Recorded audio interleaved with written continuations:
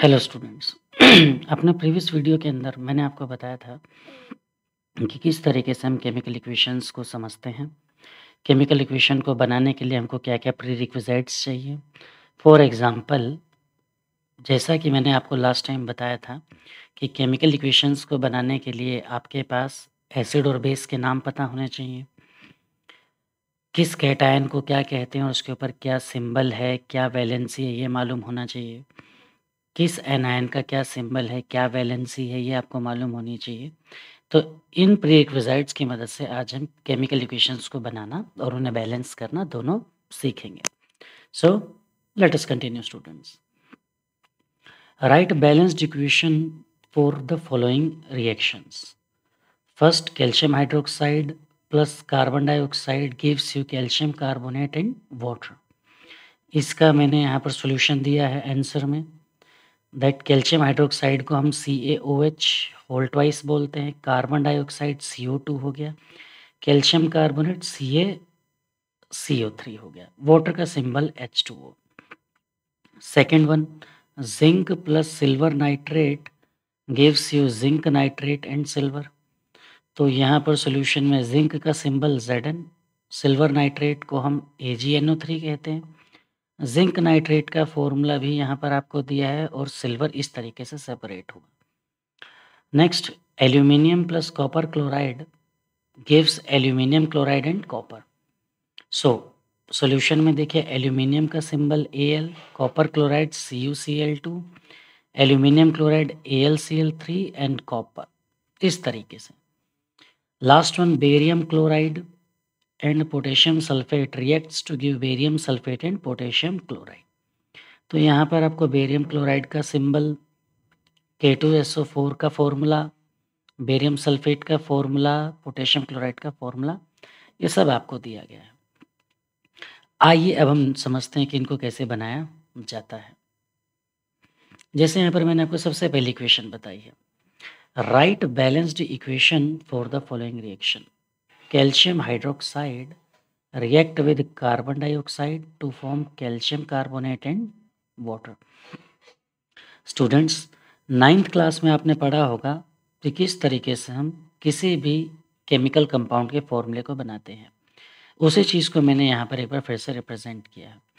For example, आपको यहाँ पर कैल्शियम हाइड्रोक्साइड का फॉर्मूला लिखना है और मान लीजिए आपको बनाना नहीं आता, तो आप क्या करोगे?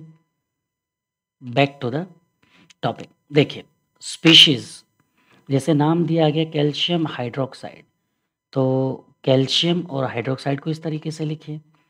सिंबल लिखिए कैल्शियम का Ca, हाइड्रोक्साइड का OH। वैलेंसी अभी आपको बताया प्रीवियस टेबल्स में, कैल्शियम की वैलेंसी 2 है, हाइड्रोक्साइड आयन OH की वैलेंसी 1 है।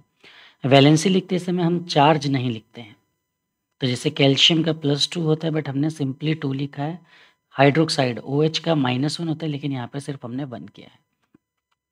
फिर हम इन सिंबल्स को इनकी वैलेंसी से क्रॉस मल्टीप्लिकेशन करते हैं, तो कैल्शियम Ca और हाइड्रोक्साइड OH की 2 से मल्टीप्लिकेशन, तो होल ब्रैकेट 2। तो इस तरीके से कैल्शियम हाइड्रोक्साइड का फॉर्मूला हमको मिला, वो हमने ऊपर लिखा कि कैल्शियम हाइड्रोक्साइड। कार्बन डाइऑक्साइड का फॉर्मूला आप सभी जानते ही हैं, CO2। अब कैल्शियम कार्बोनेट का फॉर्मूला हमें बनाना है। फिर से हमने वही किया, कैल्शियम को लिखा, कार्बोनेट को लिखा, नीचे इनके सिंबल्स को लिखे, कैल्शियम का सिंबल Ca, कार्बोनेट का CO3। अगेन हमने वैलेंसी में प्लस माइनस चार्ज को नेग्लेक्ट कर दिया है। अब यहाँ पर देखिए कैल्शियम और कार्बोनेट दोनों की वैलेंसी सेम है। जब वैलेंसी सेम होती है तो क्रॉस मल्टीप्लिकेशन करने की आवश्यकता नहीं होती, बट यहाँ पर आपको करके दिखाया ताकि आपको अंडरस्टैंडिंग बनी रहे। तो जब दोनों की वैलेंसी 2-2 है तो ये वैलेंसीज आपस में ही क्या हो जाएंगी? कट जाएंगी और फॉर्मूला आपका बन जाता है CaCO3। तो इसीलिए हमने टॉप पर CaCO3 को लिखा और वाटर। यहाँ पर ध्यान देने लायक बात है, कैल्शियम हाइड्रोक्साइड को हम लोग बोलते हैं स्लेक्ड लाइम और कैल्शियम कार्बोनेट को हम लोग बोलते हैं lime stone. Calcium hydroxide slaked lime या लाइम वाटर भी कहा जाता है। कैल्शियम कार्बोनेट को लाइमस्टोन या संगमरमर का पत्थर या चूना भी कहा जाता है।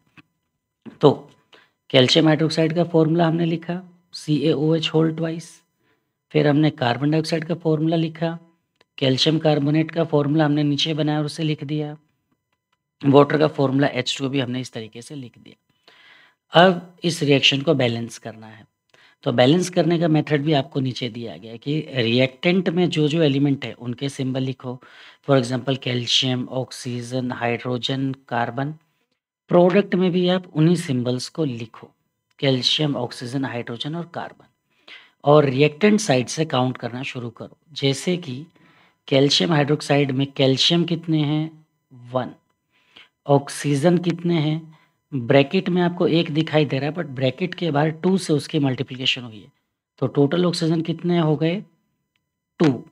और इधर कार्बन डाइऑक्साइड में भी आप देखिए कि 2 ऑक्सीजन है, तो 2 ऑक्सीजन यहाँ से और 2 ऑक्सीजन यहाँ से, टोटल हो गए oxygen 4। Next hydrogen, again calcium hydroxide में देखिए हाइड्रोजन कितने हो गए 2 से मल्टीप्लिकेशन करने के बाद 2। और कार्बन अगर हम देखें तो कार्बन डाइऑक्साइड में सिर्फ 1 ही है। अब हमने रिएक्टेंट को प्रोडक्ट से कंपेयर करना शुरू किया, तो प्रोडक्ट में कैल्शियम ऑलरेडी 1 है, कार्बन भी 1 है, ऑक्सीजन यहाँ पर 3 हो गए और वाटर का एक ऑक्सीजन मिलाकर 4।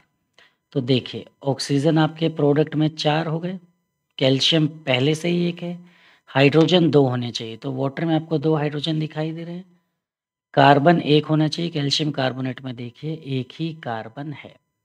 तो इस तरीके से हम किसी भी इक्वेशन को पहले फॉर्मूला बनाते हैं, फिर फॉर्मूला बनाकर उसे इक्वेशन में पुट डाउन किया जाता है, और जब इक्वेशन पूरी बना ली जाती है तब हम उसको बैलेंसिंग इस तरीके से कर सकते हैं।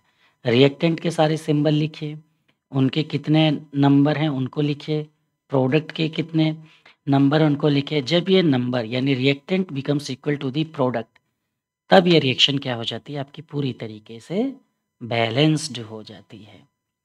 ओके स्टूडेंट्स, आगे हम और सीखेंगे, आज के लिए इतना ही। Thank you so much.